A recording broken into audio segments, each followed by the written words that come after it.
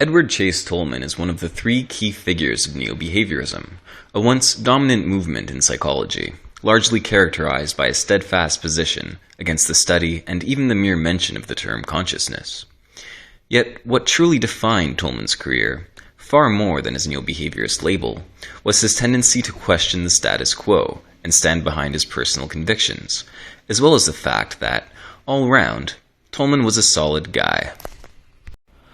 Tolman began his academic career at MIT, studying math, physics, and chemistry, largely due to pressures from his parents. Yet, upon reading William James's highly influential text, Principles of Psychology, Tolman abandoned his ordained route to follow his newfound passion and enrolled at Harvard for graduate studies in psychology and philosophy. William James was among the first to question psychology's dominant school of structuralism, and Tolman quickly adopted James's critical lens. He questioned the inconsistency between the university lectures he attended, largely centered around subjective introspection, and the purely objective research methods he was taught in the lab. Favoring the latter, he became attracted to Watson's behaviorism. Yet Tolman, hardly a blind follower, would not be confined by the guidelines set in Watson's behaviorist manifesto. Though he was happy to do away with introspection, he wasn't convinced that the study of the mind should be fully abandoned. After his first year of grad school, Tolman spent the summer in Germany to prepare for his required German language PhD examination.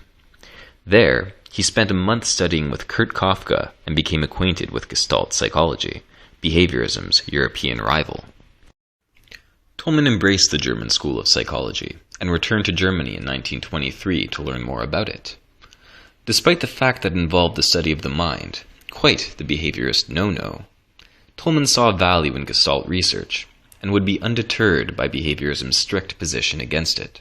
Tolman's most influential theories, including cognitive maps, latent learning, and the concept of purposive behavior in general, were all influenced by the Gestaltist view of learning. Truly undeterred by behaviorist dogma, Tolman would go so far as to operationalize mental states in the lab. In doing so, he provided compelling evidence for the role of expectation and hunger in behavior. Yet Tolman's tendency to stand by his convictions, even when faced with mainstream opposition, was not limited to his psychological research. A devout pacifist, Tolman was dismissed from his faculty position at Northwestern after collaborating on a student publication that had an anti-war tone. During the McCarthy witch hunt era, in which many scholars were fined and even prosecuted based on the mere suspicion of communist leanings, Tolman publicly refused to sign the Oath of Loyalty at Berkeley. No, not because he was a communist, but because he felt it impinged on his academic freedom. And when threatened with dismissal from the university, Tolman didn't back down. He went to court. His ensuing lawsuit against Berkeley was successful and resulted in the law of the oath being struck down in the state of California. Furthermore, Tolman gave credit where credit was due. For example, he acknowledged the instrumental role of his grad students throughout the years and claimed to have received far too much credit for their ideas. Finally, he dedicated his defining work, Purposive Behavior, to the white rat, a little critter upon which so much of his research was based. And while many scientists view rats as simply tools to be used for their experimental purposes, good guy Tolman saw them as superior to their captors in many ways. Let it be noted that rats do not kill each other off in wars. They do not invent engines of destruction, and if they did, they would not be so inept about controlling such engines. They do not go in for either class conflicts or race conflicts. They avoid politics, economics, and papers on psychology. They are marvelous, pure, and delightful.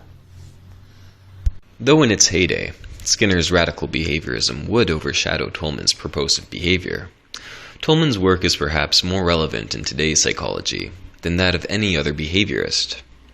Yet, despite Tolman's important contributions to the field of psychology, it is perhaps his character, more than his research, we can learn most from. If there's one lesson we should take away from Tolman, it is to be critical of established schools and systems, and to think outside the Skinner box.